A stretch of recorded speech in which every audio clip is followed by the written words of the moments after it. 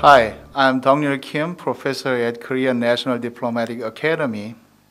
And as a follow-up of our previous IFANS current issue brief, which is entitled The Ukraine Crisis and Implications for International Politics, I am going to narrow down those topics towards more an American side and then specify President Obama's foreign policies to Ukraine.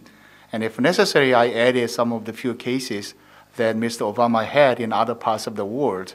So this is an evaluation or interpretation of President Obama's foreign policies to Ukraine. On a TV show last weekend, Gwen, one of the best-known hosts of political debates in America, very impressively asked the question to the panelists, could developments in Ukraine turn U.S. policies upside down? Well, it is very impressive and eloquent kind of expression of what's going on in the circles of foreign policies in Washington, D.C. And a New York Times analyst, actually he was one of the panelists, rephrased the question by saying that the Ukraine crisis is a test of President Obama's foreign policies, which may need a drastic change depending on the results. And he added that the test will review three underlying thoughts that President Obama laid his foreign policies on. First of all, President Obama thought that the age of superpower competition is over, which means that the ideological confrontation between the United States and the Soviet Union in the past, or something like that, is not anymore available in the world that we are living in today. And second, occupation of land or maintaining troops there to get the security of one country is not effective anymore. And then he goes on, says that those kind of old weapons or strategies should be replaced by advanced technologies like drones and other kinds of special troop kind of things. And lastly, the United States should look for sort of long game, which actually is not very good for military campaign or military action, but it needs more of economic type of strategies, including sanctions. Now, what's happening within the U.S. policies toward Ukraine? And why this kind of Obama policy looks very inefficient at this moment? Probably we need to talk a little bit about what's going on in Ukraine, but not much, because the stories are updated day in and day out by leading mass media in America and other parts of the world as well. In a nutshell, what happened was the 2004 Orange Revolution, which brought a pro-West government in Ukraine. And then ex-president Viktor Yanukovych suddenly stopped the process of FTA with the European Union under the Russian promise of providing more economic benefits. That gave rise to a mass demonstration in Kiev and other parts of Ukraine that called for a resignation of then-President Yanukovych. With the removal of the president, with the success of this demonstration, to say it a different way, the things got worse very rapidly with the revolt in Crimea and its declaration of independence.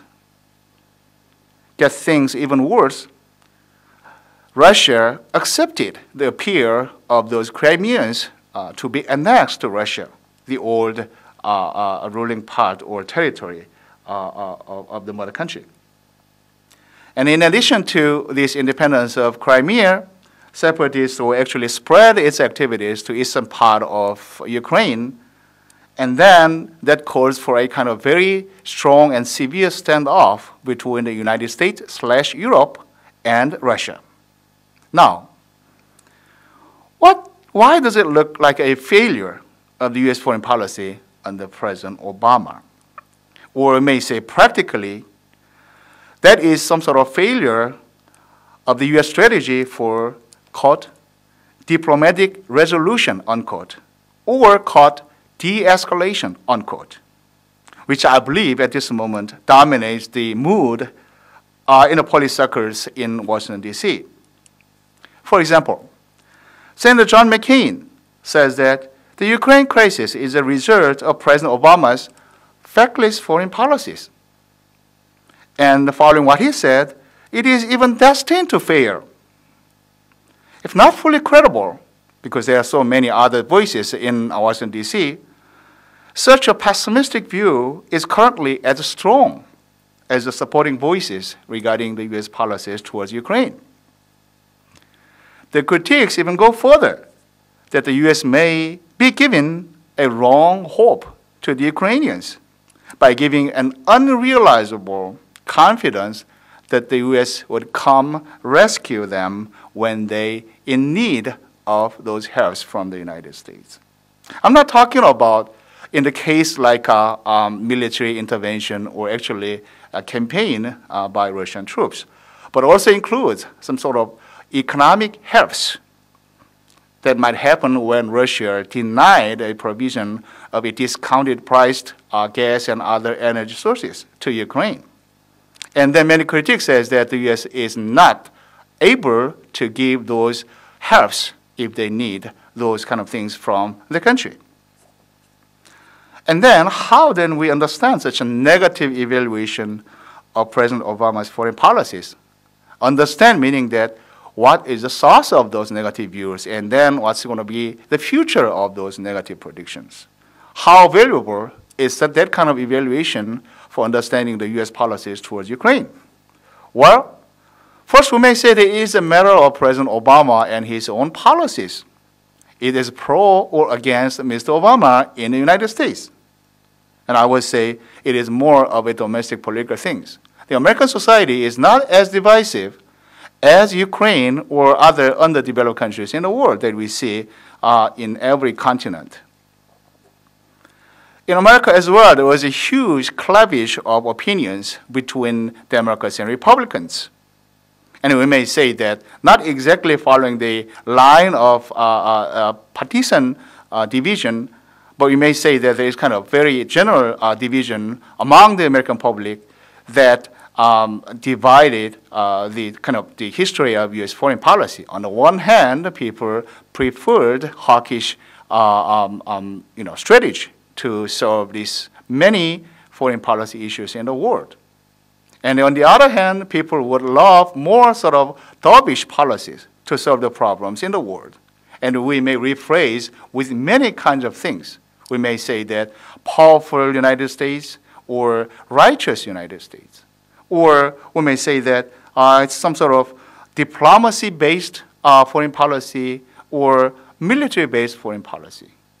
So, under this kind of division within the American public, probably what Mr. Obama is facing at this moment is kind of highly expected negative view of his policy and his own guidelines in leading both domestic and foreign policies. For example, in a recent congressional hearing, Senator McCain, John McCain of Arizona, he actually quoted what the 25th President of the United States, Teddy Roosevelt, who says that the best way to exert the foreign influence in other countries is to talk very softly but carry a big stick. What Mr. McCain says is that Mr. Obama is actually doing the opposite, meaning that Mr. Obama is talk very strong but carries only a small stick. Even what he said is just a twig, even not a stick. And then on the other side, John Kerry, who was the state secretary at this moment, in response to this criticism by John McCain, says that what is more important than whether it is talk or a stick is to get things done. So what he said is that the Obama government at this moment is trying to do is to get things done in Ukraine and other parts of the world, including Iran and in Syria. And then he emphasized that those strategies are also adopted by Teddy Roosevelt, the president himself, that Mr. McCain quoted moments ago. So it may be a matter of perception of President Obama and his policies based on domestic political divisions in America. Secondly, we may see this is some sort of different understanding of the crisis. And then it is a matter of facts. So to clarify the facts is very important. Depending on how to clarify those incidents in Ukraine, we may say that that is just an internal domestic political affair or incident that happened in Ukraine. As I said earlier in summarizing what happened in Ukraine, probably it was just a matter of President Yanukovych and the corruption of this government and the revolt by the public to stand up against this government. And then probably at this what's happening is that probably the legacies of these wrong policies that happened in the past decade. Or you may say that it is well designed both by the United States / Europe and Russia. In other words, the European Union will actually try to expand its territory towards Eastern Europe, and then the United States, even more than that, try to get Ukraine into the group of NATO or the boundary of NATO, and then expand this territory of NATO all the way up to the front yard of Russia. Or on the other hand, Russia may be looking for a chance to restore the old order, meaning that when Ukraine, with this Orange Revolution, leaned towards the West, and then this time President Putin, who is very different from the previous leaders in Russia, tried to restore the influence of Russia by changing the existing order or converting the government towards a more pro-Russian government. So depending on how to look at it, probably we may have a different evaluation of what's happening in Ukraine, and also about the U.S. policies towards Ukraine. Related to that, then, we need to better or clarify the facts, what's going on in the military side. How may we understand or interpret that those troops, which were actually doing some military exercise on the the eastern border of Ukraine or western border of Russia, is it really a fake, or is it truly a reality? In other words, that Russia is really ready for an action whenever it is called upon by the separatists in the eastern part of Ukraine? Or it is a sort of fake to give some sort of threat to Ukraine and then try to get some of those benefits that they expected in the early stage of this crisis in Ukraine? Or probably after the independence of Crimea, probably they're going to stop at some point and then try to restore the influence, just the influence, not exactly a military campaign or action in that area. Thirdly, we may say that from the international political point of view, it may be a very different depending on how to perceive those situations that's happening in Ukraine. Good example is what happened actually immediately after the end of the Second World War, or origins of the Cold War. Historians have a different interpretation of what happened in 1945 and afterwards. Traditional Americans or conservatives in America says that it was all faults of expansionist Russia or Soviet Union at the time. There was no reason for Soviet Union to have those Eastern European areas for the buffer between themselves and Western Europe, because there was no more Germany, no more Nazi Germany, to make it precise way. Or we may say that probably Russia, who lost about 13% of their population during the war, and then invaded by Germany twice in the recent history, and then they need some sort of protection against a third Germany that may threaten the security of Russia again. So depending on how to look at it, we may understand either side might be right or kind of justice that they try to exercise in that area, or justified, if you will. Now what's happening in Ukraine may be very kind of same kind of interpretation. They may actually bring about two different kinds of interpretations. Actually the Russia's expansionist ambition to get those old territories back and then to rebuild this empire? Or was it the United States that tried to expand its territorial influence further towards the eastern part of Europe and then hold those confrontation line immediately in the front yard between Russia and the United States and European Union? So we are not sure. Depending on how to look at it, Mr. Obama's policy might be wrong or right. And if you are buying more of those provocation by Russia or some kind of underground work to raise those kind of confrontation or crisis in Ukraine, and then probably Mr. Obama is wrong, because the policies that Mr. Obama showed up to this moment after he got a political power in the government was actually very weak. And then in that sense, the Republicans were very right that his policy was weak and inefficient to deter the guy like Vladimir Putin, who has a very strong intention to expand the territory or to restore Cold War type of political influence or power, if you will. And then probably we may, related to this, but we may divide the different perceptions between the eventual goal of U.S. foreign policy, whether the U.S. is actually seeking for a powerful America or the United States is truly expanding the American values to the world. If it is a matter of American values, and then President Obama is doing very good, because military campaign or military kind of response to what's happening in Ukraine is the last thing that he should do, because it gives a wrong kind of impression to the Ukraine, says that the United States is not different from the expansionist like Russia or other countries.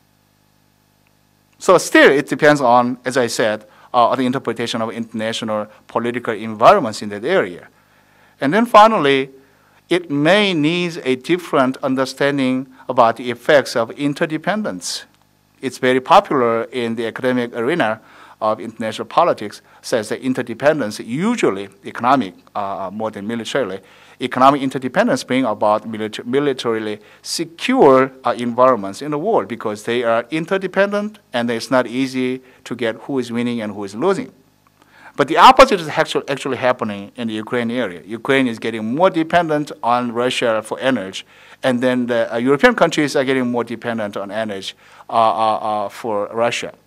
And Russia is dependent on capitals and other things for European countries and the United States as well. So that's what's happening after the end of the Cold War. And then the relationship between Russia and the United States was so good, and then some sort of honeymoon was going on between the two countries, because actually the United States was helping Russia to join in the WTO, and then helped in a financial way as well to reboost the economy immediately after the Cold War. But the end result at this moment look like it is a kind of opposite effect from this interdependence, but we are not sure yet. That's why I'm saying that depending on how to look at, how to perceive these effects of interdependence, we may have a different evaluation about this Obama's foreign policy. To sum up, President Obama's foreign policies are highly controversial at this moment, with the rising crisis in Ukraine. It's not just about the policy circles, but among the American public as well, and asking whether the president is heading to a global world where the American values are highly accepted, or whether the United States has to restore its old power to balance against some sort of very negative or provocative action by the country like Russia. And then President Obama is under attack by critics at this moment, says that he was pretty weak in dealing with Libya and Syria and Iran. We may say that Iran is going towards more success, but we have yet to see what's going on. Now, directly related to the U.S. evaluation of U.S. foreign policy, the Ukraine crisis at this moment is getting more complicated. So, if we are just to stop here and then evaluate the Obama policy so far, the negative view might get more weight than the positive one. Because at this moment, what's happening is that the U.S.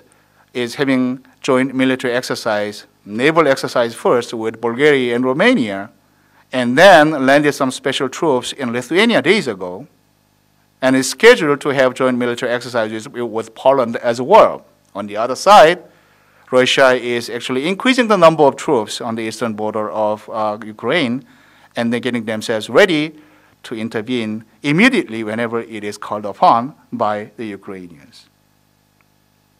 Indirectly related to this, we have to consider how efficient President Obama's policy was the quote-unquote strategic shift, which means that President Obama tried to move those military action or campaign towards more Asia from Middle East, because he perceived that the mission, the U.S. mission in the Middle East is almost over, so he tried to rebalance those old politics by, again, the reassigning the American military and other things toward East Asia.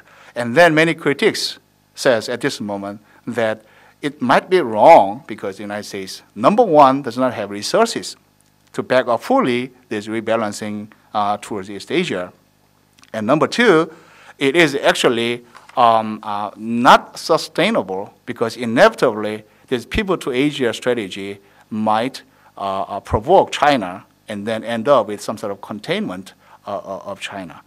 The reason that I say this is a kind of indirectly related to what's happening in Ukraine is because the very recent President Obama's tour to Asia is being shadowed by the Ukraine crisis. Yesterday, President Obama had a press conference with the Malaysian Prime Minister, and then in the conference, the more serious question came about this Ukraine crisis and U.S. foreign policies, and asking what to do. And then President Obama had to spend quite some time to emphasize that the unified front between the United States and Europe is very important to get things done, as John Kerry, State Secretary, said moments ago. And then it was actually, had a priority over what he is seemingly achieving in his visit to Asian countries. So, quote unquote, we still have yet to see how the Obama's foreign policy would end up. But at this moment, more sort of negative views are prevalent in the American society. But still, there are many room for reinterpretation.